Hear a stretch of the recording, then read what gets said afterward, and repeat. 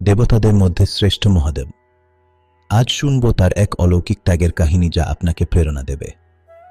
সমুদ্র মন্থনের সময় যখন ভয়ঙ্কর হালাহল বিষ উঠে এলো, তখন সমস্ত জগৎ ধ্বংসের মুখে পড়েছিল।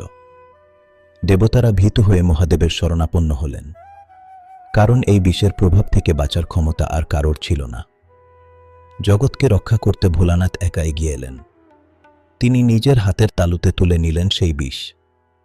তিনি হাসিমুখে সেই হলাহল পান করলেন।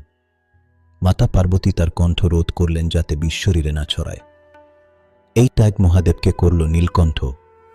তিনি আমাদের শেখালেন অন্যের জন্য বিষ সহ্য করাও এক বড় শক্তি।